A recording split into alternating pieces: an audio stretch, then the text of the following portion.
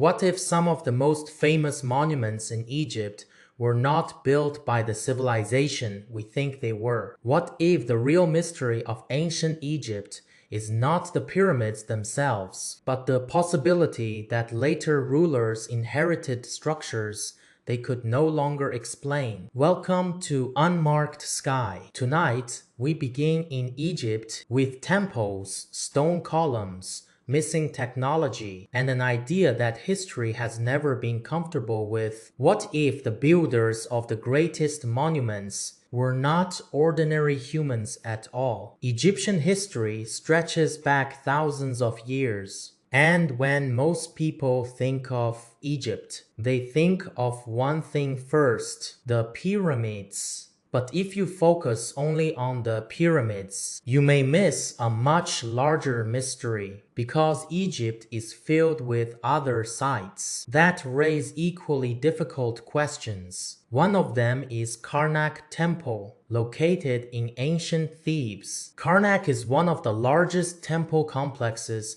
ever built. Thebes was once a center of royal power, surrounded by temples and tombs. Nearby lies the Valley of the Kings, where Tutankhamun was discovered, and where there are royal tombs, there are usually temples as well. Karnak was dedicated primarily to Amun, one of the most important gods in ancient Egypt. His name is often translated as the Hidden One. Later, he became associated with Ra, forming Amun-Ra, a divine figure connected to kingship, creation, and the power of the sun. The temple complex covers an enormous area, and it was not built all at once. Over generations, different pharaohs added walls, obelisks, gateways, and halls, slowly expanding the site into something monumental. But within Karnak, there is one place in particular that feels different from everything around it: the Great Hypostyle Hall. To walk into the Hypostyle Hall is to feel immediately overwhelmed. The scale is difficult to describe until you stand inside it. Massive stone columns rise above you. Like a forest of carved rock, sunlight enters from above. But as it moves downward through the columns, it fades into shadow. The ceiling glows, the ground darkens, and a person standing below feels impossibly small. That reaction may have been intentional. These were sacred spaces. They were designed to create awe. But even so, the proportions remain difficult to ignore. The columns are not just large. They feel almost out of scale with human use. A modern visitor standing beside them looks reduced to almost nothing, which raises a strange question. Why would a civilization build a sacred hall in which humans themselves seem physically insignificant? And there is another detail that makes the question harder. These columns have stood for roughly 3,500 years, and many of them remain standing even now. No collapse, no obvious structural failure, just enormous carved stone, still in place after millennia. For many people, that is where the deeper mystery begins. According to the conventional historical timeline, these structures were built in the Bronze Age, using stone tools, copper or bronze implements, ropes, ramps, and human labor. That explanation is widely accepted, but for some researchers and independent observers, it does not fully answer the engineering problem. The issue is not whether ancient people were intelligent. They clearly were. The issue is whether the accepted methods really account for the precision, scale, and durability of certain Egyptian monuments. The same question appears again when people turn to the Great Pyramid of Giza. It is said to contain roughly 2.3 million stone blocks. Some of those blocks are enormous. Its orientation is extraordinarily precise, and over the years, many observers have pointed to measurements they believe reflect advanced mathematical knowledge. Whether every claim made about the pyramid is valid is another debate entirely, but one question keeps returning. If a civilization was capable of building Giza at that level, why does the architectural tradition appear to decline afterward? Because later pyramids often look less refined, less precise, less monumental, and in some cases, far more fragile. Instead of improvement, the record seems to show deterioration that is difficult to explain. If the same construction knowledge was being passed forward continuously, so one interpretation emerges from that gap, not a proven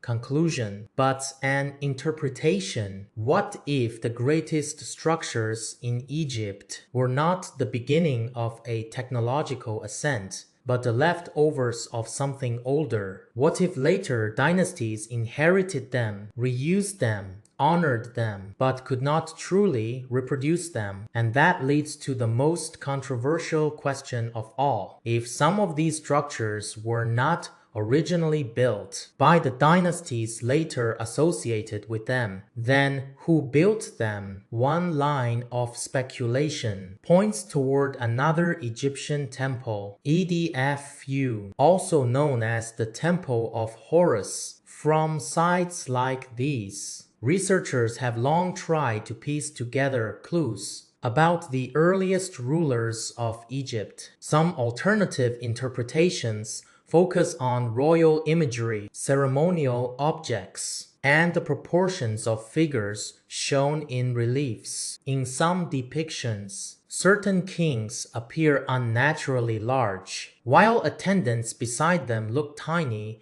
by comparison. Conventional Egyptology usually explains this as symbolic scale. In ancient art, more important figures were often shown larger. That is true across many civilizations. But alternative researchers ask a different question. What if not every oversized figure is symbolic? What if some images preserve a memory, not of status, but of physical difference? That question becomes even more provocative when combined with scattered reports of unusually large skeletal remains, oversized severed hands, and isolated discoveries that some people interpret as evidence of giant humans. Many of those claims remain disputed. Some are weakly sourced, others are impossible to verify. But the broader idea is not new. Stories of giants appear across many ancient traditions, and in the biblical tradition, they appear too. In the Hebrew Bible and related texts, there are repeated references to unusually large human beings. Some passages describe powerful warriors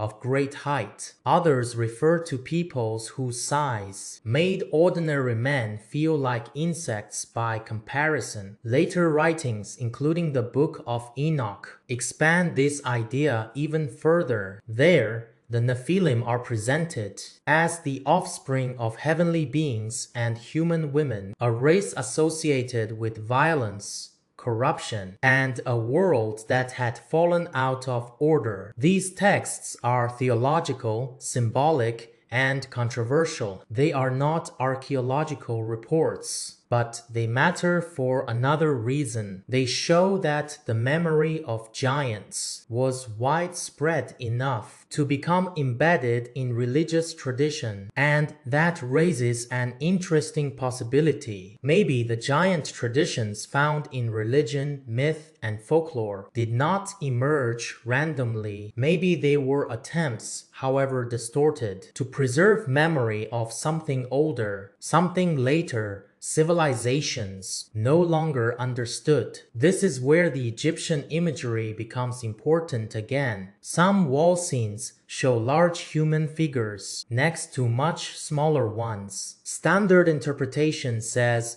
this represents hierarchy. The larger figure is more important. The smaller figure is lower in status. That is a reasonable explanation, but alternative readers argue that some scenes look less symbolic than that. They point to images where the difference in scale feels unusually physical, almost literal. In these interpretations, what has been called a child or a servant may instead represent an ordinary human standing beside a much larger being. Other scenes are interpreted even more dramatically. Figures appear to support, lift, or transport massive objects with surprising ease. Mainstream archaeology does not read these scenes as literal construction records, but in the alternative view, they are taken as visual memory of a lost workforce, one physically capable of moving the kinds of stones that later civilizations could only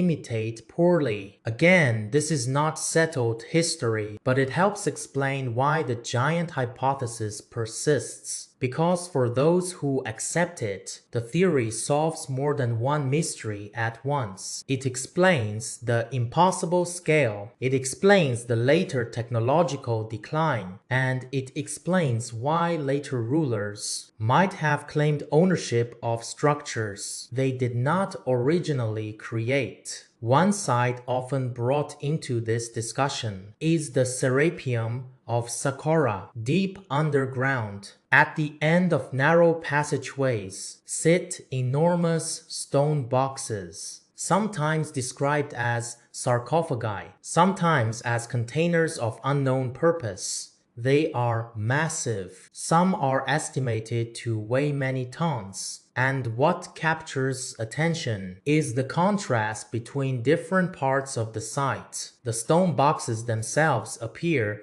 to many observers carefully shaped and impressively finished, but some inscriptions associated with them look much rougher by comparison. That contrast has led to a familiar theory. What if the boxes are older than the inscriptions? What if later Egyptians reused them and added their own markings afterward? If that were true, it would fit the same pattern seen elsewhere. Inheritance instead of creation, occupation instead of authorship, a civilization living among older remains and reinterpreting them in its own religious language. So where does that leave us? Did ancient Egyptians build everything that later history attributed to them, or did they inherit part of an older world? Were giant beings ever real historical creatures, or are these stories simply myth, symbolism, and human fascination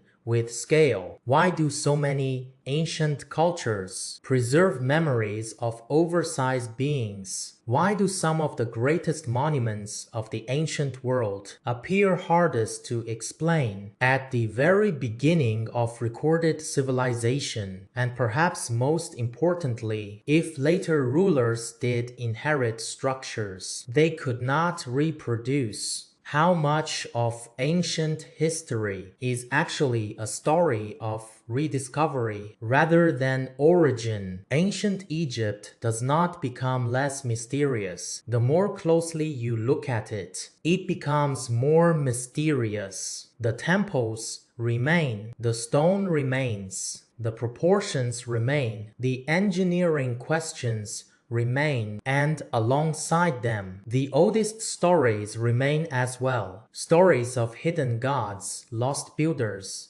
and beings larger than the humans who later came to worship among their ruins. Maybe those stories are only symbolic. Maybe they preserve distorted memory, or maybe they point toward a chapter of human history that no longer fits comfortably inside the modern timeline. Whatever the answer is, the mystery has not disappeared. It is still there in the stone. If you enjoy exploring the edge of history, where archaeology, myth, and the unknown begin to overlap, stay with us. This is Unmarked Sky.